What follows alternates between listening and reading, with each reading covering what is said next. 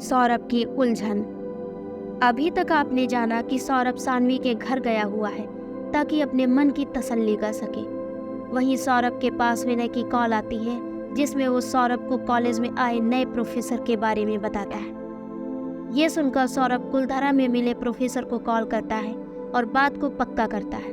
फिर बात पूरी करके वापस सानवी के कमरे की ओर बढ़ने लगता है। अब आगे। सौरभ जैसे ही सानवी का कमरा खोलता है उसके होश उड़ जाते हैं। सारा घर साफ सुथरा पड़ा था, जैसे कभी कुछ हुआ ही ना हो। बस सानवी का कमरा अब भी वैसे का वैसा ही था। सौरभ बस कमरे को चारों ओर से देखे जा रहा था और ये जानने की कोशिश कर रहा था कि आखिर उस दिन सानवी ने ऐसा क्या देखा जो वो बेहोश हो गई। अब तक सौरभ कमरे के अंदर पूरी तरह से प्रवेश कर चुका था, लेकिन साथ में ही ये सोच रहा था कि अगर सानवी ने इसे ऐसे ही देखा तो वो फिर परेशान हो जाएगी। बहुत मुश्किल से सब कुछ ठीक होने लगा था, या शायद ठीक होता दिख रहा था। सौरभ बस ये सोच ही रहा था कि अचानक उसके पीछे से कुछ गिरने की आवाज़ आई। सौरभ का ध्यान अचानक से टूटा और सौरभ तुरंत पीछे की ओर मुड़ा। कौन है? कौन है वहाँ? सौरभ बार बार सवाल करने लगा, लेकिन जवाब में सिर्फ सन्नाटा पसरा हुआ था। बस अब ये सब जल्दी से हटाना पड़ेगा और कमरे को वापस सानवी के पहले कमरे के जैसे करना होगा। सौरभ ने खुद से बड़बड़ाते हुए इधर उधर देखा और तुरंत ही काम पर लग गया। उसने फटाफट वो साज सज्जा का सामान कमरे से निकालना शुरू किया। सारा कुछ देखकर ऐसा लग रहा था जैसे कुछ पुराना होगा, पर फिलहाल सौरभ के मन में ऐसा कुछ भी नहीं आ रहा था। जैसे ही सौरभ ने दीवारों पर से कपड़ा हटाया, वैसे ही सौरभ ने फिर से ऐसा कुछ देखा कि अब सौरभ का दिमाग पूरी तरह से हिल चुका था। जैसे बाहर फर्श पर चित्रा लिखा था, ठीक वैसे ही कुछ यहाँ भी दीवार पर था, पर उसके साथ ही कुछ अजीब सा लिखा था जिसे पढ़ पाना मुश्किल था। जैसे ही सौरभ ने दीवार पर से कपड़ा हटाया, वैसे ही सौरभ ने फिर से ऐसा कुछ देखा कि अब सौरभ का दिमाग पूरी तरह से हिल चुका था। जैसे बाहर फर्श पर चित्रा लिखा था, ठीक वैसे ही कुछ यहाँ भी दीवार पर था, पर उसके साथ ही कुछ अजीब सा लिखा था जिसे पढ़ना मुश्किल था। खैर, सौरभ ने फटाफट वो भी साफ किया, पर उसके मन से ये डर निकल ही नहीं रहा था। उसे पूरा विश्वास था कि ये सब जो अभी रुक चुका है वो ज़्यादा समय के लिए नहीं है। जैसे ही सानवी यहाँ आएगी फिर से सब शुरू हो जाएगा। मुझे कैसे भी करके इस सब का हल निकालना होगा। सौरभ बहुत परेशान होते हुए बड़बड़ाने लगता है। सौरभ ने सब कुछ हटाया और कमरे को पहले जैसा किया। सारा सामान बाहर ले जाकर उसे जला दिया। बाकी कुछ भी सौरभ को समझ नहीं आ रहा था। अब वो बस तुरंत अपने प्रोफेसर से मिलना चाहता था, क्योंकि वही एक थे जो कुलधारा के बारे में जानना चाहते थे। वही थे जो समझते थे कि ऐसा कुछ नहीं जिसका कोई साक्ष्य ना हो। जरूर सब कुछ कहीं ना कहीं तो लिखा होगा, और हो सकता है उससे ये पता लग जाए कि आखिर जो भी हो रहा है ऐसा क्यों हो रहा है। अब सौरभ जल्दी से बस सानवी के पास पहुंचना चाहता था, क्योंकि जब भी ऐसा कुछ होता उसे सानवी की चिंता और भी ज़्यादा होने लगती थी। सौरभ ने फटाफट घर को लॉक किया और हॉस्पिटल के लिए निकल गया। वहाँ सानवी की माँ और सानवी दोनों भी घर के लिए निकलने को तैयार थे।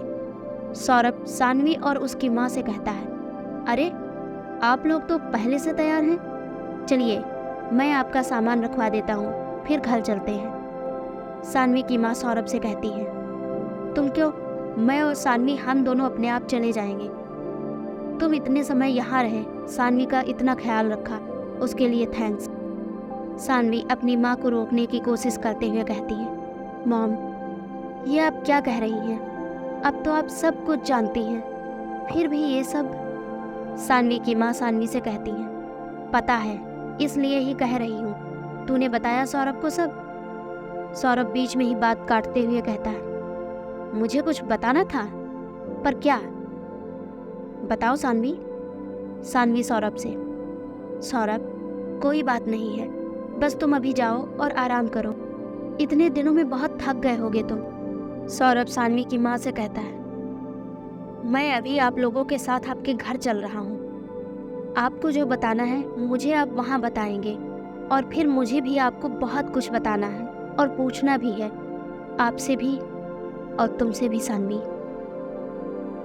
सानवी की माँ सौरभ से कहती है, ठीक है चलो। शायद सानवी ने बताया नहीं तुम्हें कुछ भी, हो सकता है उसकी हिम्मत नहीं हो रही हो, लेकिन जो भी है वो तुम्हारा जानना बहुत ज़रूरी है, इसलिए चलो। सौरभ सारा सामान उठाकर गाड़ी में रखता है और सब लोग सानवी के घर के लिए रवाना हो जाते हैं। घर पहुंचते ही सौरभ उन दोनों से कुछ कहना चाह ही रहा था कि कहते कहते रुक गया और सब लोग अंदर की ओर चले गए। घर के अंदर जाते ही सानवी की माँ सौरभ से कहती है, कुछ कह रहे थे क्या तुम सौरभ? बाहर ऐसा लगा मुझे कि जैसे तुम परेशान हो।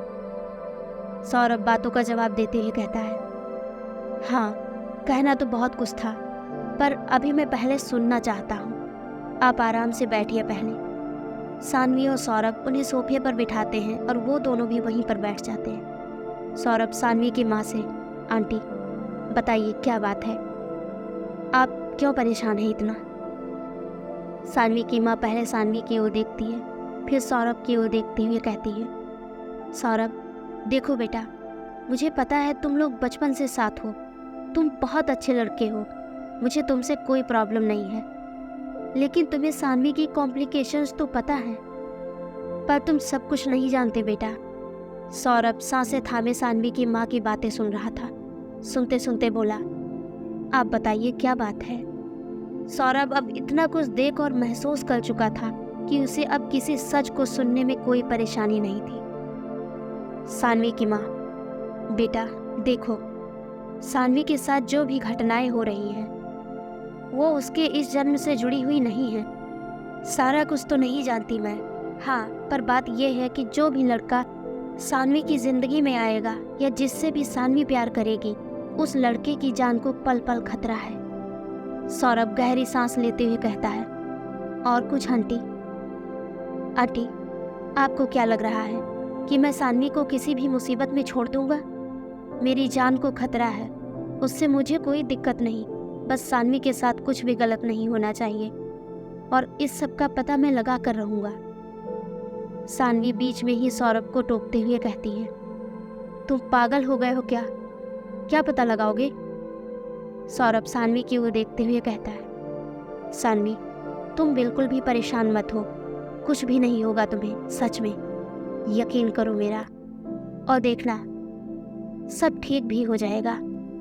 सौरभ दोनों से ही पूछता है, आपको जो भी कुछ जितना भी पता है प्लीज़ मुझे बताइए, मैं सब कुछ जानना चाहता हूँ। मैंने भी बहुत कुछ पता लगाया है, जिस बात पर भी मुझे लगा कि काम की हो सकती है पूरी कोशिश की है मैंने, पर आधी अधूरी जानकारी से कुछ हासिल नहीं होने वाला। सानवी की माँ सौरभ की ओर देखते हुए कहती है, ठीक है, लेकिन तुम अपना पूरा ध्यान रखना, हमें जितना भी पता है हम ज़रूर बताएंगे। सौरभ सानवी की माँ से कहता है, आंटी एक और रिक्वेस्ट, प्लीज़ आप दोनों मेरे साथ मेरे घर में चलिए, जब तक ये सब सही नहीं होता।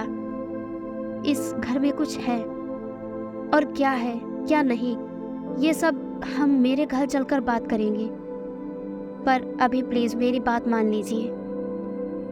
सानवी की माँ, ठीक है चलो, पर तुम्हारी माँ को तो कोई प्रॉब्लम नहीं होगी ना? सौरभ सानवी की माँ से, नहीं नहीं, मॉम को कोई प्रॉब्लम नहीं है, उन्हें बता दिया है मैंने। सभी घर लॉक करके सानवी के घर के लिए निकल जाते हैं। दरअसल सानवी के घर में जो भी घटनाएं हो रही थी उससे सौरभ को पूरा विश्वास था कि जो भी हो, पर सानवी के घर में कोई तो शक्ति है जो ये सब कर रही है, इसलिए वो उन दोनों को वहाँ से दूर ले जाना चाहता था।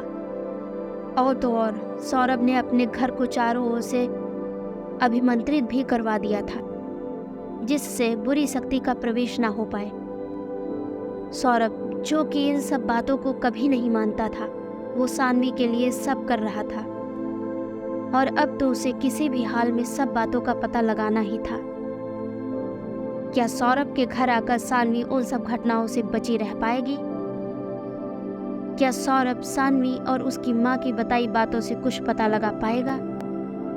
क्या होगा आगे सौरभ और सानवी की जिंदगी में? इन सभी सवालों के जवाब जानने के लिए बने रहिए हमारे साथ और सुनते रहिए ये प्यारी सी कहानी रिश्ता पूर्व जन्म का। धन्यवाद।